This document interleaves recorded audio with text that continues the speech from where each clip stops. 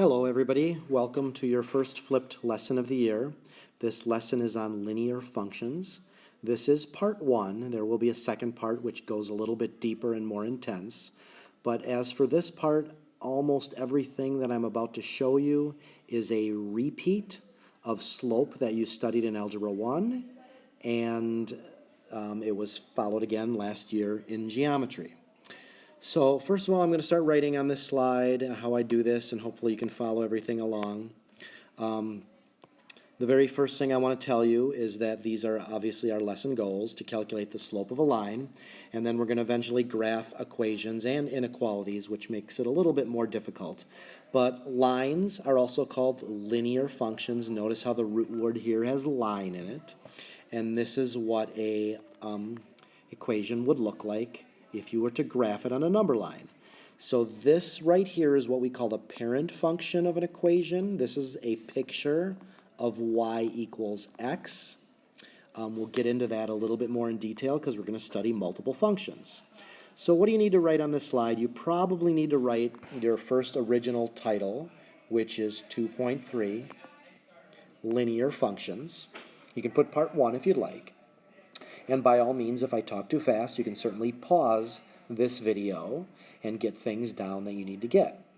So first of all, slope is a, I'm going to start by defining it the way it gets a little bit more complicated for students, and slope is usually defined by a rate of change.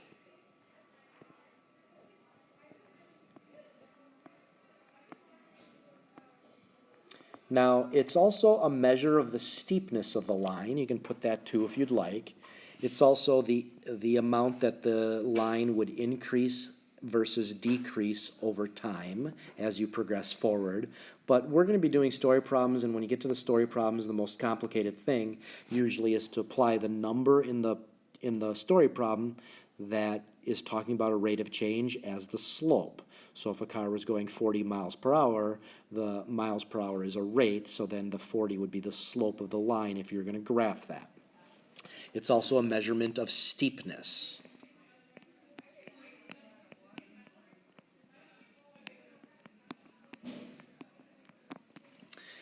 Now, there are different types of slopes we're going to encounter. Positive slopes would be the slope of that line that increases from left to right.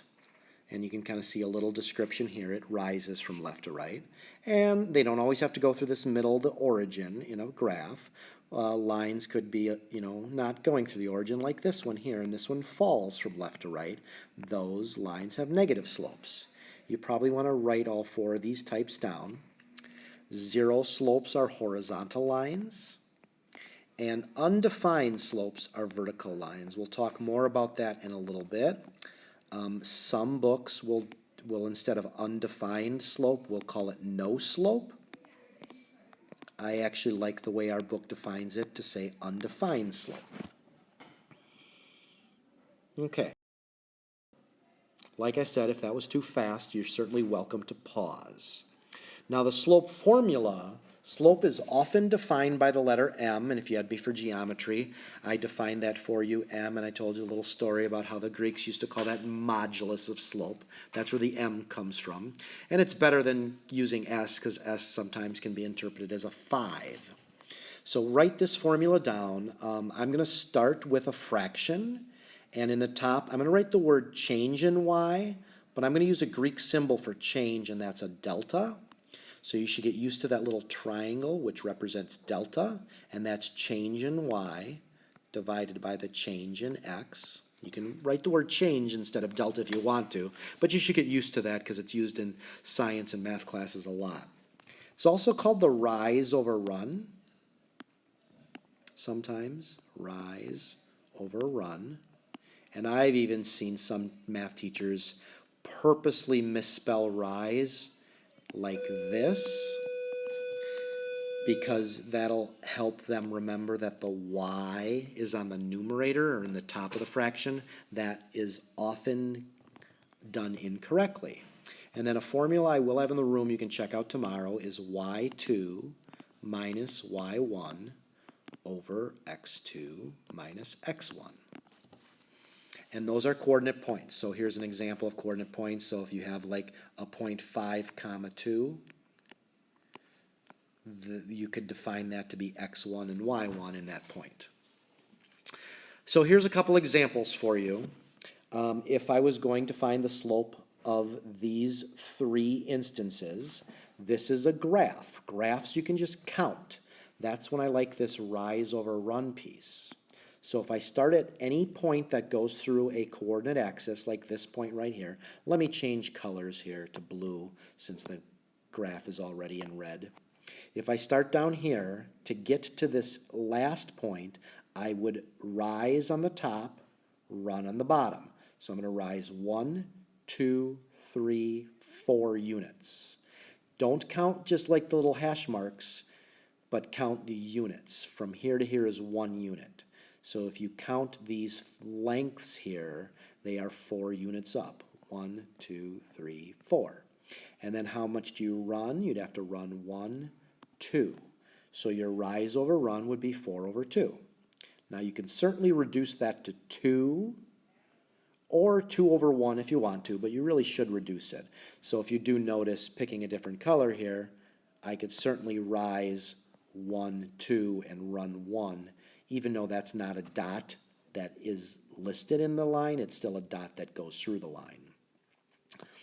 So then for the second one, when you have an ordered pair, you could graph it and count the same thing, but if you don't want to use a graph, you can certainly use the formula y2 minus y1 over x2 minus x1 right here.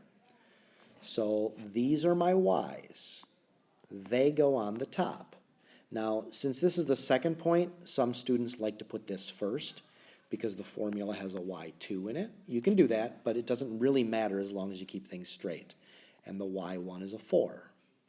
And then I'm going to really illustrate this by moving to green for my x's.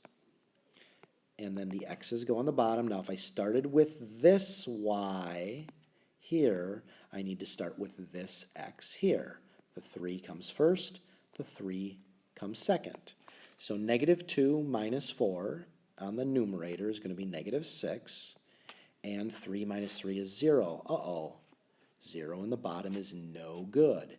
That means these 2 points will form a vertical line where the slope, I'll put m for slope, is undefined.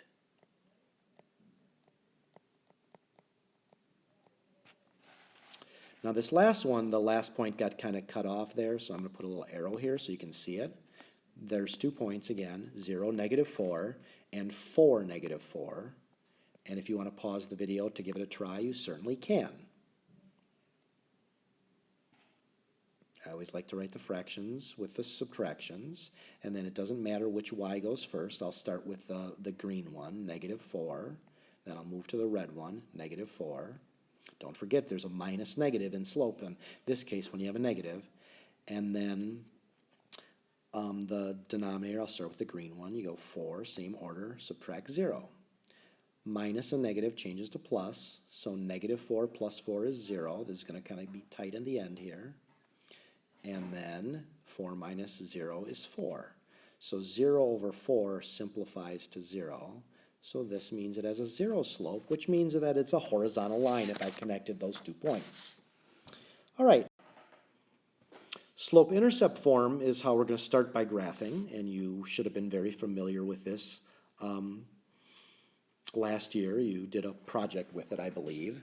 The M stands for slope, and some students say, well, that's the movement, move. And B stands for like that's where you begin. There's actually a more complicated history as to where those come from, but for our sake, this is all you need to know. So if your equation is in y equals form, there's a y, there's a y, there's a number with an x, number with an x, and another number. M's and b's are numbers, and x's and y's are your variables. This one has a slope of 1/3. And the begin, which is also called the y-intercept. I'm going to run out of room here, so I'll just go y-int for y-intercept. That is 5 in this case. So if you were to graph this, if you don't have a coordinate plane like I do, you could just make a sketch like this. You would begin or start at 5 on the y-axis. That's the y-axis. This is the x-axis. So begin at 5. 1, 2, 3, 4, 5. Make a bigger dot there. And then you use this 1/3 as your movement. Remember, it was rise over run. I'm actually going to change colors to blue so you see me moving. Rise 1, run 3. 2, 3. So that's my up 1 over 3, and then I'll make another dot. Now I could continue this pattern up continuously forever if I wanted to. Rise 1, run 1, 2, 3. Make another dot. Basically, these dots form this line. Okay, and don't forget that's example 2A for a notebook check. And then example 2B. You can pretty much continue the same thing. So the only thing that's different here is how do you handle negative slopes on this one. So the slope would be negative 1/3. So negative right there. And instead of rising 1, moving 3, you would fall 1. Always go to the right. If you have a negative, I always put the negative in the numerator. The y-intercept is 1. So if you're going to graph this, you'd go up to 1, make a dot. You'd, instead of rising 1, you'd fall 1, rise 3, make your other dot. And this should be very familiar with you. Now, it's really hard to write on this screen, but if I had a straight edge, I'd use a straight edge to make that line beautiful. This one here, slope, y-intercept. Don't forget it's a negative 5 for the y-intercept because of the minus right there. And then you go down 5, make a dot, and you still go, okay, now this isn't a fraction, but whole numbers can always be placed over 1. So it is still rise a positive 3 and run always to the right 1. So rise 3, 1, 2, 3, and run 1. So I'd make this bigger. And then you put a line through these 2 points. Like I said, this is a repeat, so it should be very easy. Sometimes your x is gone, it's missing, so you could always rewrite this as 0x minus 4, because 0 times x is 0, it's gone. So the slope is 0, and the y-intercept is negative 4. So you go down 1, 2, 3, 4, make a dot for your y-intercept. And in this case, you rise 0, run 1, so you'd move just over here. Rise 0, run 1, you'd move over here. So this, notice, is a horizontal line, and that meshes with that last slide saying if the slope is 0, it is a horizontal line. And that's it. So thanks for listening. Make sure you have all these notes. Go back and play it again if you're confused or graphing is one of your weaknesses. Thanks for listening.